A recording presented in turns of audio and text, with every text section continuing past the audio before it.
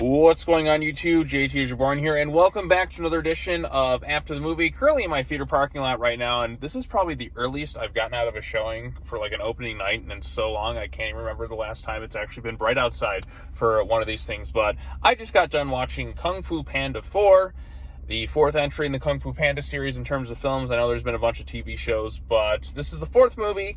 And I guess before I get into my thoughts on this one, I'll give you my quick impressions of the first three films. I actually really like the Kung Fu Panda movies. I enjoy each and every one of them. I even enjoyed this one, maybe not as much as some of the other ones, but we'll get into that in a second. But Kung Fu Panda 1 is probably my favorite DreamWorks film. I like 2. I think Shen is probably a stronger villain than Tai Lung. And then 3 is also quite funny with beautiful looking animation.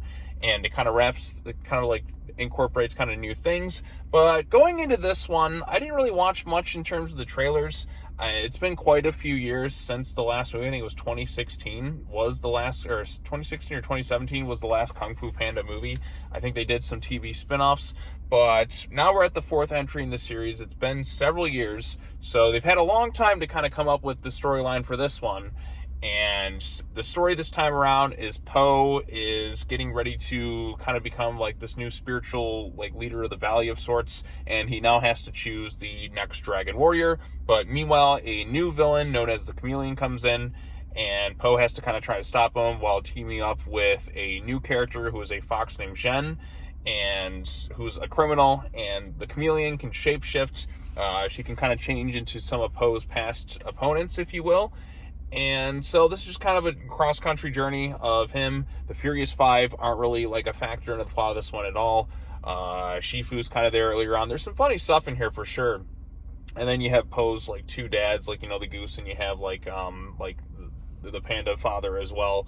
And it's them going on their adventure, kind of there to support their son. And that's kind of the gist of the story. Now, this one, I guess the budget was a bit smaller, and you can kind of tell because they don't really like bring back a lot of the other actors you've seen in other previous films. Now, the big selling point for a lot of fans, I'm sure, is the return of Tai Lung, because he hasn't really been seen in terms of the films since the first movie. And plus, you're bringing back Shen, you're bringing back Kai, and you have a villain who can kind of steal their kung fu abilities and shapeshift into them. So there's a lot you could kind of do with this thing.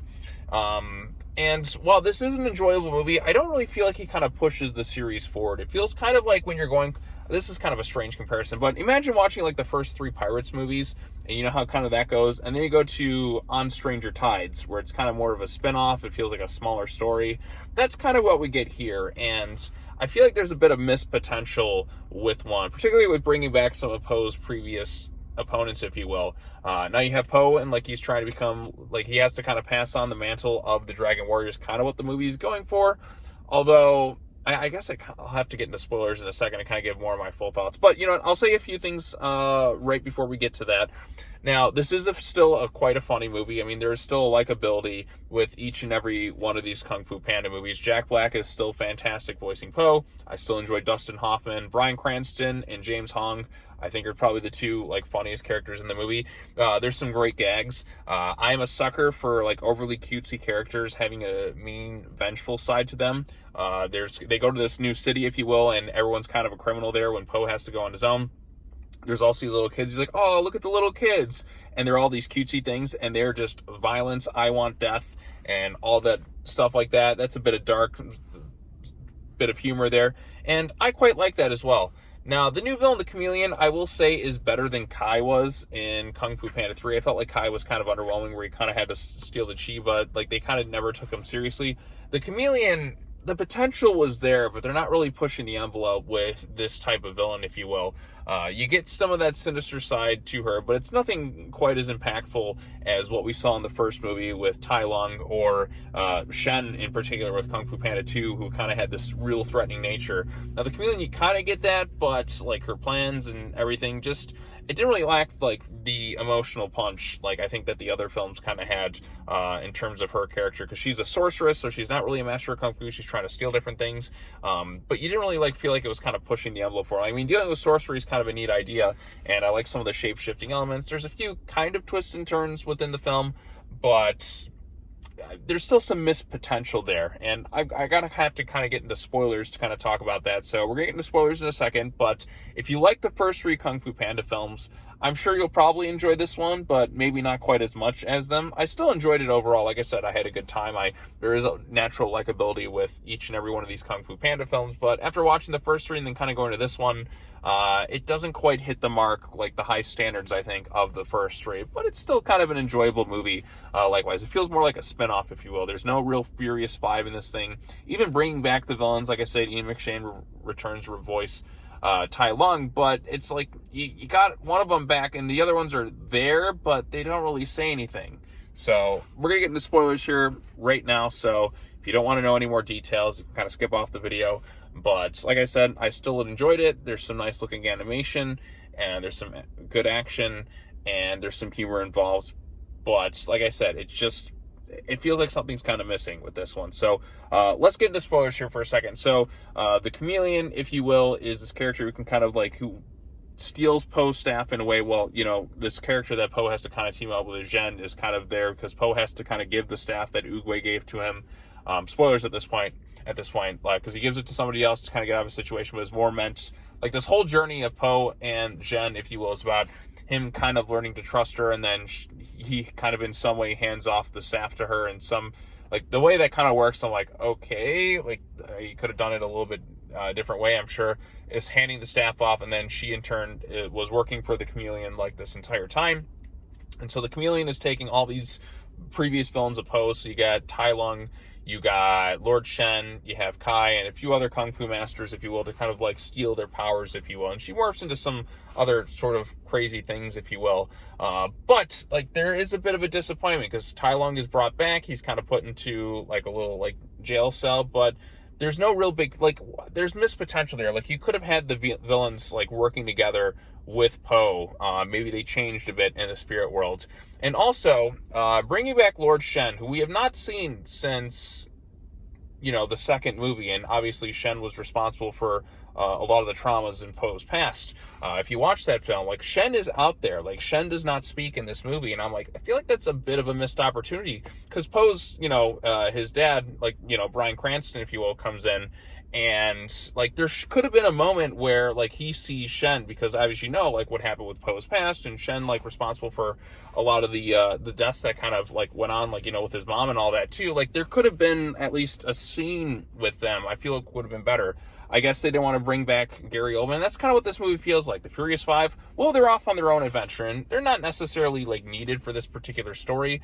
But, and again, I know they had the TV show and all that too, but I could have used a little bit of the Furious Five. It just feels like, oh, they're off somewhere because we couldn't really afford them. Because I guess, like I said, the budget this time around is a bit smaller than the previous films. And you can kind of see it even in terms of some of the animation. Like, it doesn't quite have, like, as much visually spectacular sequences as we've gotten in 3. And for a wait for, like, however many years it's been since the last movie, I feel like it's feeling like less and less like they're like need to justify themselves. Like, I don't really know where you can kind of go from here in terms of the Kung Fu Panda series. I mean, Zhen seems to be being set up as the next Dragon Warrior, although by the end of the film, Poe kind of still is the Dragon Warrior, and he's gonna teach her in a way, but like, it's not like he's chosen her as his successor, like fully 100% committed, like within the film.